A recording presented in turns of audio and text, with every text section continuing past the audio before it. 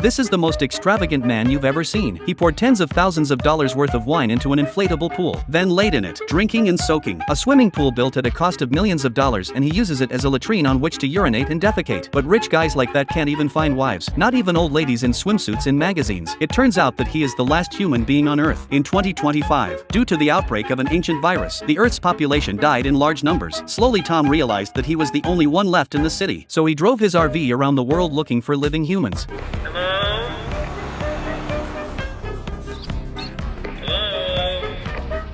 But after searching 224 countries, Tom couldn't find a single living human being. So, after Jack wrote human in New York on a road sign, he drove back home. Since he was the only one left in the world, Tom drove straight to the villa area. He picked a presidential villa for himself and began decorating it. Huge dinosaur fossils were placed on his table. Famous paintings worth billions of dollars were placed next to the toilet bowl. The coffins of Egyptian pharaohs, Van Gogh's self-portraits, Oscar winners, all became part of his personal collection. At night, he wore a Mona Lisa robe and prayed to God asking for a woman. Little did he know, that wish was about to come true. Then Tom began to live a life of self-indulgence. He was out bowling every day, but he soon grew tired of it because he had no one to keep him company. In order to solve the loneliness, Tom learns from the movie Wilderness Survival, draws human faces on the balls, and gives each ball a name, and talks with them every day to solve the loneliness. But he still needed a wife. So, Tom went to a clothing store, planning to take a mannequin home as his wife, but he accidentally got rid of the model's arm, which drove Tom to despair. He slumped to the floor, complaining to God about how miserable his life had become. The next day, Tom went to the countryside